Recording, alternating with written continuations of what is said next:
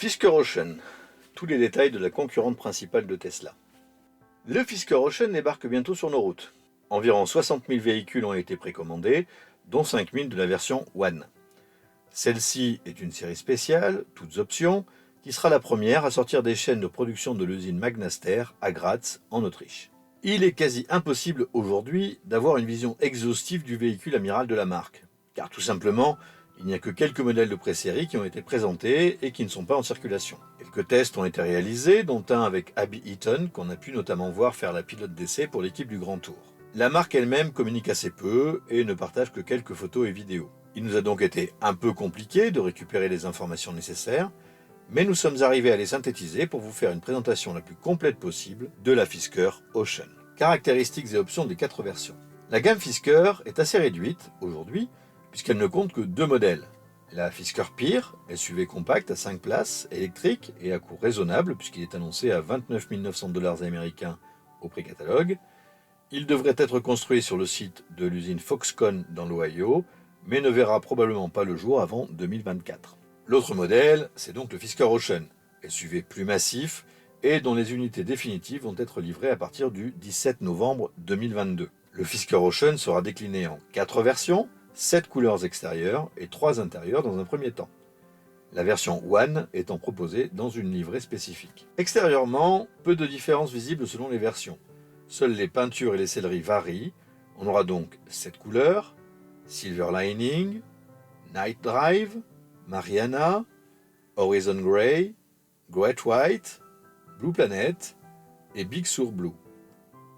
3 selleries, Sea Salt, Mali Blue et Black Abyss. Les 4 versions sont donc One et Extreme, qui sont les mêmes, à part la signature spécifique de la One, et qui ont 2 moteurs et une batterie Hyper Range. Ensuite vient la version Ultra, toujours à 2 moteurs et une batterie Hyper Range, avec un peu moins d'autonomie, et enfin la version Sport, entrée de gamme, avec un seul moteur et une batterie Touring Range. Nous verrons plus loin les caractéristiques techniques de ces véhicules. Parlons d'abord des caractéristiques communes à toutes les versions.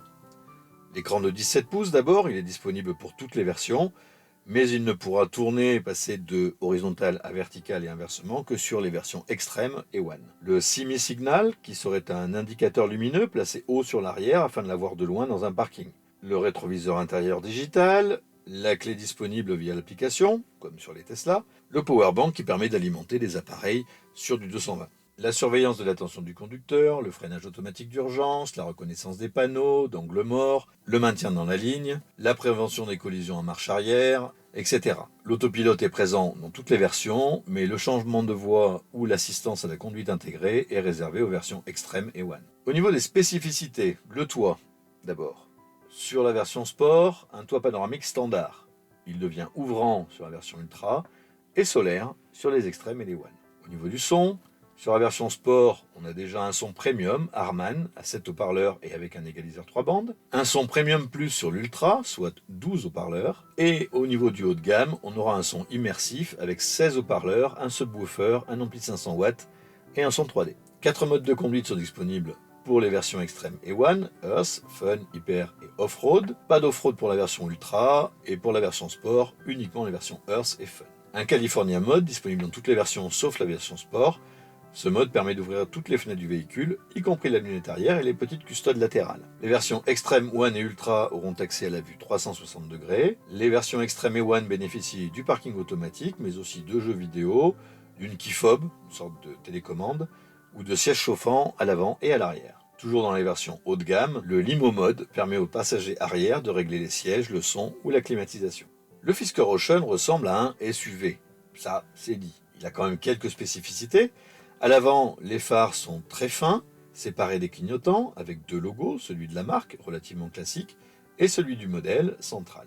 A priori, il ne devrait pas y avoir de frunk, mais on manque d'informations à ce sujet. Les jantes sont en carbone moulé, de taille de 22 pouces. La version Sport aura des tailles de 20 pouces. La ligne est plutôt fluide, pas trop agressive pour un SUV de cette largeur de près de 2 mètres. Il y a 8 vitres qui peuvent s'ouvrir dans le California Mode, les 4 habituels, plus les 2 custodes arrière, plus la lunette arrière et bien sûr le toit solaire. Fisker annonce que dans les conditions idéales, Le toit pourrait permettre de récupérer 3200 km d'autonomie au maximum. À l'arrière, les clignotants sont aussi intégrés derrière les custodes. Pas énormément d'informations techniques sur le coffre arrière, on connaît sa taille, 566 à 708 litres avec ou sans la plage arrière, et un petit 1275 litres un peu décevant au vu de la taille du véhicule, avec les sièges rabaissés. On ne sait pas s'il y aura un rangement pour les câbles sous la malle, mais en tout cas on a un plancher plat. À l'arrière, 3 vraies places, plutôt larges, une hauteur correcte, mais peut-être un peu juste, comme l'espace devant les jambes. À l'avant, les sièges sont bien séparés par une large console centrale avec pas mal de rangements et de chargement sans fil. Les sièges sont en cuir vegan ou en matériaux recyclés, on parle de plastique issu des océans, le tableau de bord en t-shirt recyclé, les tapis en filet de pêche recyclés eux aussi.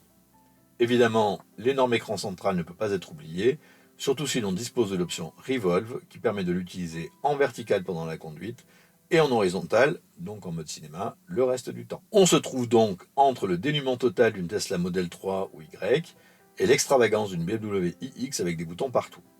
Ici, quelques commandes de volant pour le téléphone, le volume ou les commandes vocales, des commodos divers et un petit écran derrière le volant qui manque un peu chez Tesla. Enfin, sous l'écran principal, les commandes de la climatisation ou du pivotement de l'écran. Des données techniques.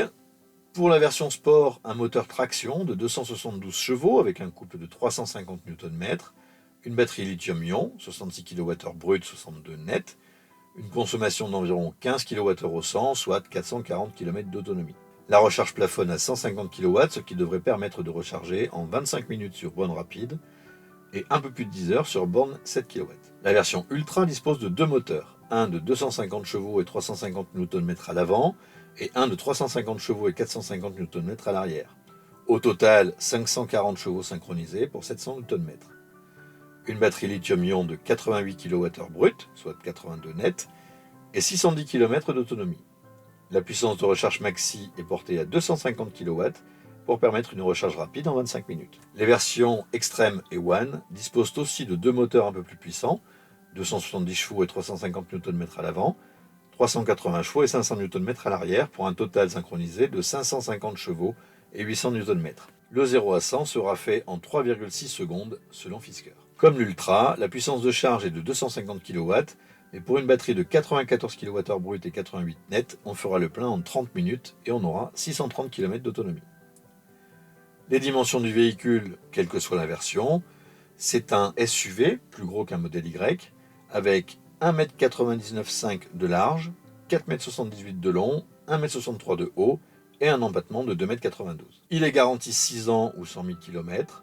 Les moteurs et les batteries, quant à eux, sont garantis 10 ans ou 160 000 km. On dispose aussi d'une garantie corrosion de 12 ans, quel que soit le kilométrage. Enfin, au niveau du prix, les prix de base, puisque les prix des options ne sont pas encore communiqués, les versions sport débutent à 41 900 €. A priori, on devrait avoir un bonus de 5 000 € en 2023, donc la version sport devrait débuter à 36 900 €.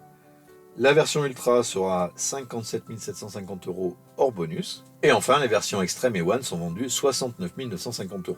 C'est-à-dire exactement le même prix qu'un Tesla Model Y Performance. Voilà, c'était tout ce qu'on pouvait dire aujourd'hui sur le Fisker Ocean. Est-ce que le Fisker Ocean est capable de détrôner le Tesla Model Y, qui est censé devenir bientôt le véhicule électrique le plus vendu au monde, selon Tesla? On attend vos réponses. Et pour le moment, pensez à vous abonner, à cliquer sur j'aime si vous avez apprécié cette présentation, et bien sûr à cliquer sur la cloche pour ne rien rater de nos prochaines vidéos. Merci et à très bientôt.